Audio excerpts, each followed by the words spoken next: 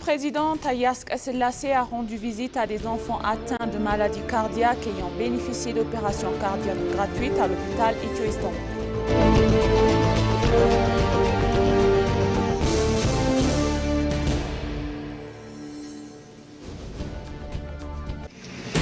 Le Premier ministre Abiy Ahmed a inauguré hier la 4e édition de l'exposition Made in Ethiopia, soulignant les efforts continus du pays pour développer et renforcer son secteur manufacturier, pilier central de sa transformation économique.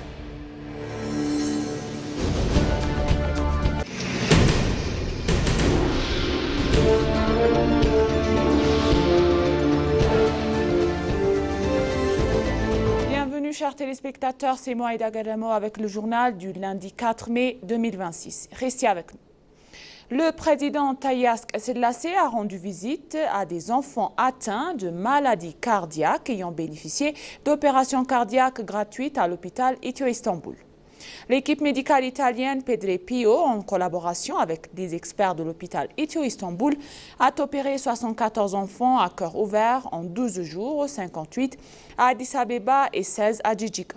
Ce service a été rendu possible grâce aux fonds collectés par la Fondation d'aide aux enfants Cœur à Cœur et au soutien de l'hôpital général Ethio-Istanbul. Lors de sa visite, le président a déclaré en disant que les services médicaux modernes et l'action caritative de l'hôpital témoignent de l'entrée du secteur médical éthiopien dans une nouvelle ère. Il a affirmé que le bénévolat et les soins médicaux modernes dispensés par l'hôpital laissent entrevoir la possibilité d'éliminer la nécessité de se faire soigner à l'étranger. De son côté, Berhan Tedla, le fondateur et PDG de l'hôpital Ethio-Istanbul, a indiqué que 184 enfants avaient bénéficié de soins gratuits pour un coût total de 120 millions de birr. Il a précisé que l'hôpital propose des interventions chirurgicales complexes en cardiologie, cancérologie, chirurgie vasculaire, neurologie et chirurgie osseuse, ainsi que d'autres services.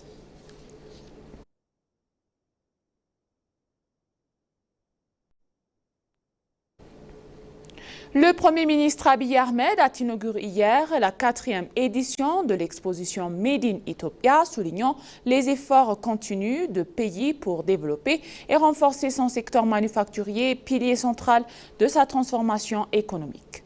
Le Premier ministre Abiy Ahmed a insisté sur le fait que le programme a déjà produit des résultats significatifs, notamment au niveau des principaux indicateurs industriels et économiques. Selon les chiffres officiels présentés lors de l'événement d'approvisionnement en intrants pour le secteur manufacturier, est passé d'environ 9 millions de tonnes à plus de 15 millions de tonnes par an. Plus de 3,4 gigawatts d'électricité ont été fournis au niveau d'investissement industriel. Le financement du secteur a également connu une forte hausse passant de 8,1 milliards de birr à plus de 50 milliards de birr pour les PME et à plus de 262 milliards de birr pour les grandes entreprises. Par ailleurs, plus de 2,28 milliards de dollars américains en devises étrangères ont été alloués au secteur. Le gouvernement a également annoncé avoir tiré plus de 2800 investissements, créant ainsi environ 1,4 million d'emplois. L'exposition Made in Ethiopia est devenue une plateforme nationale incontournable qui met en relation les industries, attire les investissements et valorise l'innovation locale.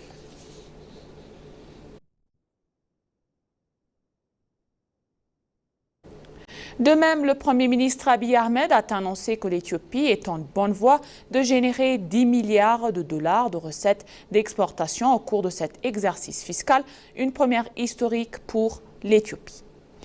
M. Abiy a affirmé que ces progrès de l'expansion du secteur industriel du pays et au succès du mouvement Made in Ethiopia, notant que la croissance du secteur manufacturier est passée de 4,7% à 10,7% cette année. Le Premier ministre a indiqué que la stratégie économique de l'Éthiopie est axée sur le développement des exportations tout en réduisant la dépendance aux importations grâce à la production nationale. Selon lui, l'Éthiopie a produit pour 14,5 milliards de dollars de biens de substitution aux importations au cours des 4 dernières années et prévoit de doubler ce chiffre dans les années à venir. Il a également révélé que 993 industries précédemment fermées ont repris leurs activités, contribuant significativement à la création d'emplois et à l'expansion du commerce. Le Premier ministre Abiy Ahmed a appelé les industriels éthiopiens à faire preuve du patriotisme économique en rejetant le commerce illicite et la corruption, tout en améliorant leur compétitivité. Il a également affirmé que l'économie éthiopienne croît actuellement de 10,2%, portée pour les progrès réalisés dans les secteurs de l'agriculture, des mines, de l'industrie manufacturière, du tourisme et des technologies.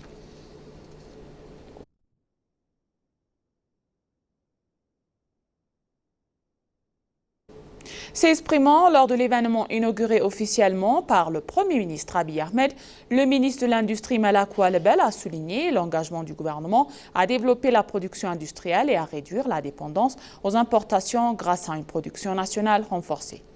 Dans son discours, M. Malakou a affirmé que les progrès réalisés par la main-d'œuvre productive éthiopienne dans le cadre du programme de réforme du gouvernement témoignent de la dynamique croissante du pays vers la prospérité. Il a décrit le développement industriel comme un pilier central de la stratégie de développement du gouvernement, soulignant qu'un secteur manufacturier fort contribue à préserver la souveraineté nationale, à réduire la dépendance économique et à renforcer la dignité nationale. M. Malakou a également mis en avant la création du Conseil de l'industrie manufacturière, conçu selon lui pour relever les défis auxquels sont confrontés les producteurs et améliorer l'efficacité de l'ensemble du secteur. Il a noté que les réformes mises en œuvre ces dernières années ont permis d'accroître les capacités de production, de développer les produits de substitution locaux et à renforcer les performances à l'exportation. Le ministre a indiqué que le mouvement Made in Ethiopia a également joué un rôle important dans la sensibilisation du public à l'importance de soutenir les produits locaux.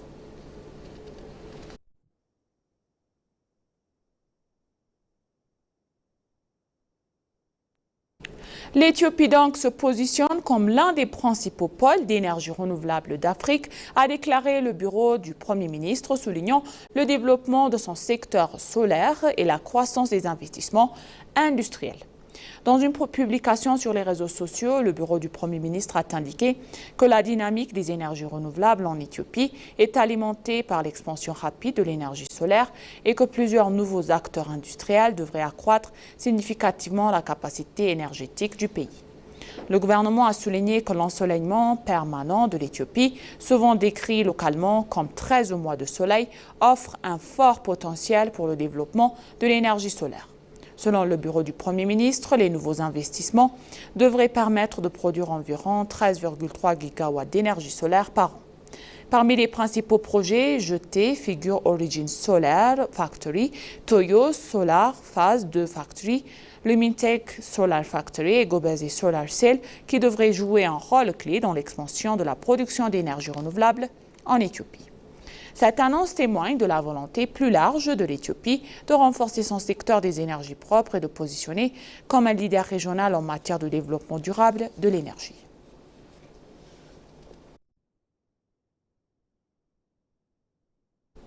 L'Éthiopie donc joue un rôle croissant dans la formation de professionnels de santé destinés non seulement à son propre système solaire, mais aussi à celui de plusieurs pays africains, selon la ministre de la Santé, Mekdes Daba. À l'occasion de la 13e cérémonie de remise des diplômes, le Millennium Medical College de l'hôpital Saint-Paul a célébré la sortie de 556 étudiants formés en médecine générale, en spécialité médicale et dans diverses disciplines des sciences de la santé. Parmi ces diplômés, 204 sont des femmes, tandis que 14 proviennent de différents pays du continent africain, illustrant l'ouverture régionale de l'établissement.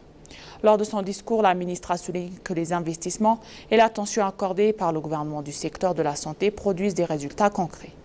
Elle a également évoqué les progrès en cours, notamment l'introduction des technologies médicales modernes et d'équipements de diagnostic essentiels. Le travail du Millennium Medical College a été salué comme exemplaire, notamment par sa contribution à la formation de plus de 400 professionnels africains ces dernières années.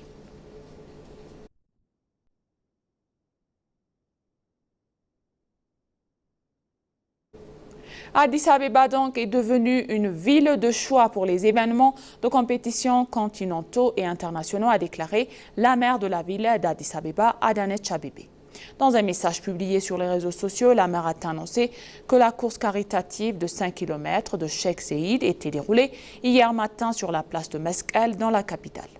Elle a souligné la participation de coureurs de tout horizon, d'athlètes de renom, de personnalités influentes, d'enfants et de citoyens étrangers. Elle a précisé que l'Éthiopie accueillait pour la première fois cette grande course internationale qui s'est déjà tenue dans la ville des États-Unis, du Brésil, d'Abu Dhabi, d'Inde, de Chine et du Caire.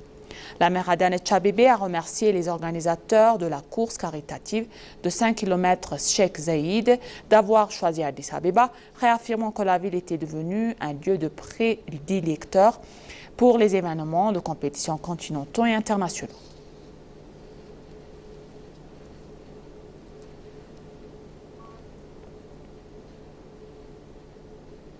Pour conclure le journal d'aujourd'hui, donc, le premier championnat de VTT urbain d'Afrique s'est déroulé en Éthiopie à Addis Abeba.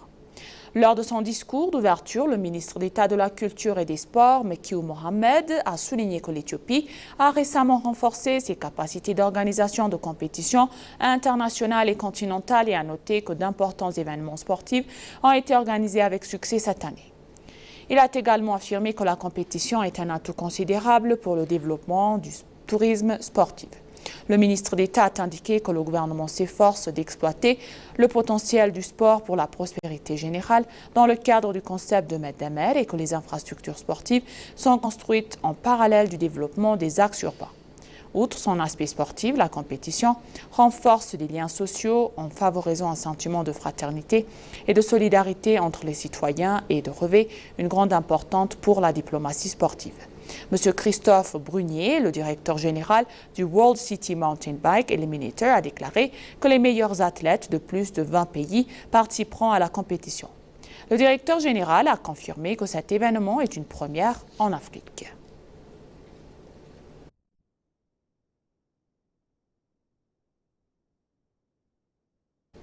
Et maintenant, chers téléspectateurs, je vous rappelle les titres principaux. Le président Taye Asselassie a rendu visite à des enfants atteints de maladies cardiaques ayant bénéficié d'opérations cardiaques gratuites à l'hôpital de Ithio-Istanbul.